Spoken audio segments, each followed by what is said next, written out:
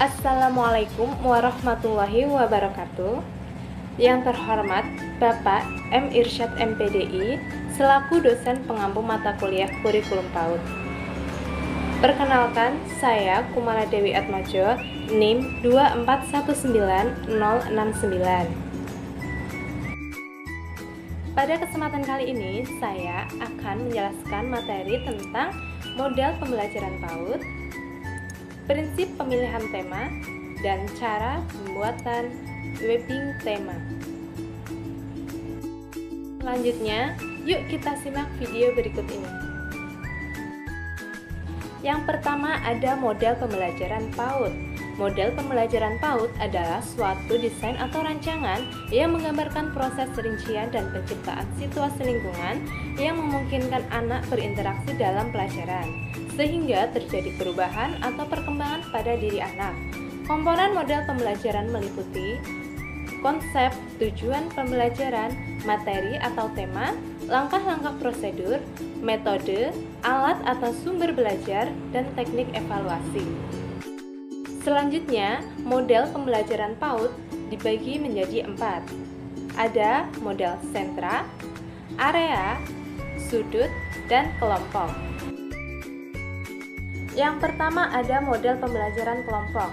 Model pembelajaran kelompok atau cooperative learning adalah strategi pembelajaran yang melibatkan partisipasi siswa dalam satu kelompok kecil untuk saling berinteraksi.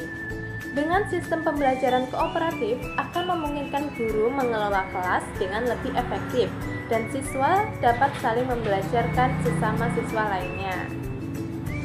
Dalam pembelajaran ini akan tercipta sebuah interaksi yang luas, yaitu interaksi dan komunikasi yang dilakukan antara guru dengan siswa, siswa dengan siswa, dan siswa dengan guru.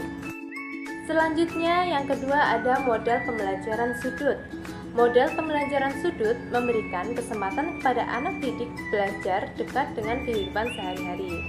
Alat yang disediakan pada sudut-sudut kegiatan selayaknya lebih bervariasi dan sering diganti, disesuaikan dengan tema atau subtema yang dibahas. Pengelolaan kelas model pembelajaran sudut. Ada hal-hal yang harus diperhatikan. Yang pertama, pengaturan alat bermain dan perabot di ruangan disesuaikan dengan kegiatan yang akan dilaksanakan. Yang kedua, sumber belajar dan hasil kegiatan anak dapat dipajang di papan atau di dinding ruangan. Yang ketiga, setelah digunakan untuk pembelajaran, alat bermain dirapikan dan disimpan sedemikian rupa. Yang ketiga ada model pembelajaran area. Model pembelajaran ini lebih memberikan kesempatan kepada anak didik untuk memilih atau melakukan kegiatan sendiri sesuai dengan minatnya.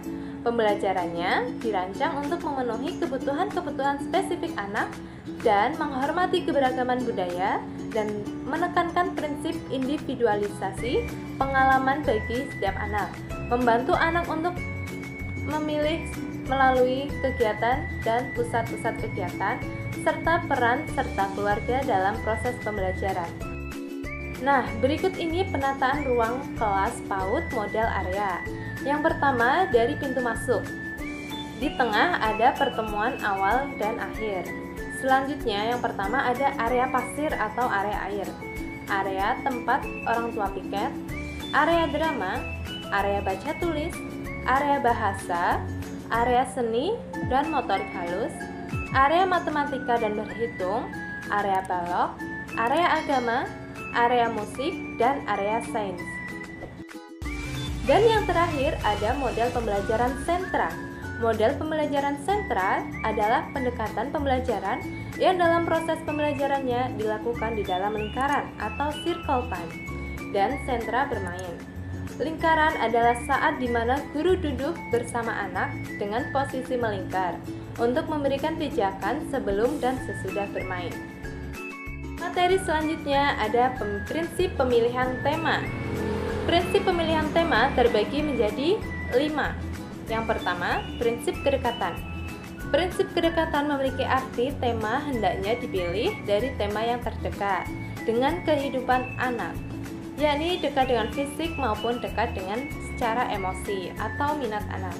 Contoh tema terdekat dengan anak yaitu tema diri sendiri dan lingkunganku. Yang kedua ada prinsip kesederhanaan. Kesederhanaan berarti tema sudah dikenal anak agar anak dapat menggali lebih banyak pengalamannya. Pemilihan tema tidak perlu muluk-muluk. Contoh temanya yaitu lingkungan dan dengan subtema kebun pisang. Selanjutnya ada prinsip kemenarikan. Kemenarikan berarti tema yang dipilih harus menarik minat anak belajar. Tema menarik tidak selalu tema yang aneh, tetapi tema yang ada di sekitar anak juga bisa menarik minat anak jika guru bisa memilih aktivitas yang sesuai dengan perkembangan anak. Yang keempat ada keinsidentalan. Keinsidentalan berarti pemilihan tema tidak selalu baku yang direncanakan di awal tahun, tetapi juga dapat menyisipkan kejadian luar biasa yang dialami oleh anak, misalnya peristiwa banjir yang sedang dialami anak. Yang kelima ada prinsip daya dukung. Daya dukung maksudnya pemilihan tema disesuaikan dengan kemampuan guru memahami tema dan ketersediaan sarana dan prasarana pembelajaran yang ada di lingkungan sekitar. Pembahasan tema harus didukung ketersediaan sumber belajar, contohnya buku-buku terkait tema, APE, dan narasumber. Dan materi yang terakhir adalah cara membuat webbing tema. Yang pertama, tentukan tema yang akan menjadi fokus utama. Untuk memudahkan membuat percabangan, akan lebih baik jika tema utama diletakkan di tengah. Yang kedua, tuangkan subtema yang berhubungan dengan tema utama.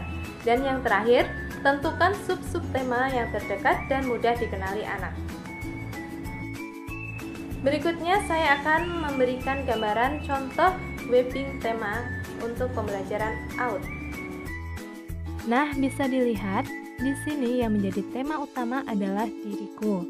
Kemudian dibagi menjadi 4 subtema. Yang pertama tubuhku, identitasku, keluargaku, dan kesukaanku. Kemudian dibagi lagi menjadi sub-subtema yang bisa menjadi bahan pembelajaran selama 4 minggu. Baik, sekian dari saya. Mohon maaf apabila ada kesalahan kata. Dan terima kasih atas perhatiannya. Wabillahi taufiq wal hidayah. Wassalamualaikum warahmatullahi wabarakatuh.